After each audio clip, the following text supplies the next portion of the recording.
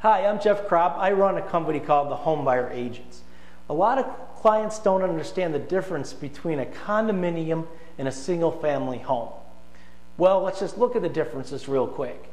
In a home, you own the structure and the piece of land that the structure is built on. What that means is that you, the homeowner, are responsible for repairs. If the roof starts leaking, your whole house would flood until you go out and pay a roofer to replace the roof. No one's going to do the repairs for you or pay for the repairs. You have to maintain your own yard, do landscaping, mow the lawn. If your basement has some flooding, guess what? You're the owner of that property, that structure, and that land. You have to deal with it. So the only restrictions, let's just say if you want to knock down the house and build a new one, maybe you want to put an addition on the home, you have to be aware of covenants if you live in a subdivision, for example. So your right to use the property and build whatever you want in your land is not unlimited.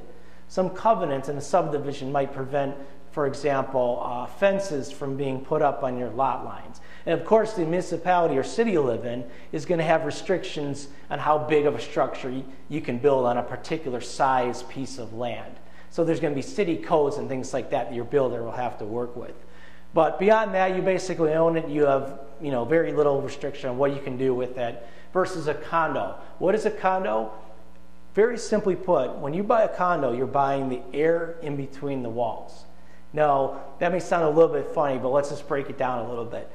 You basically, from the drywall in is what you own, starting with the paint, then the flooring, cabinets, counters, appliances, window treatments, the lighting, the ceiling fans, mirrors, anything that's attached is also what you own. So it's not just the air between the walls, but that's a good way to think about it. So what does that mean? The association that you pay your assessments into maintains the common elements. That's the drywall, the plumbing and electric inside the walls, the roof of the building, the elevators. The elevators can be expensive to maintain, storage areas and landscaping, things like that. You may have an amenities in a condo. You may have a security person or doorman. You may have a pool or gym or something like that.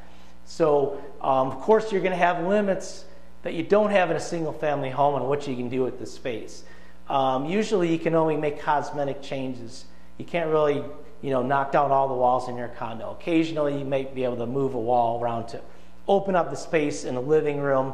That's about the most you can ever do. And you're going to have to check with the rules and regs and see how those impact your day-to-day living. They might restrict pets, size of pets, types of pets, number of pets you can have. If you have 4 cats, it might be a problem. What types of grills can you use? Where can you use the grills? Noise limitations, limits on satellite dish. Can you rent your unit out if you decide to move someday? That's a big one. Rental restrictions.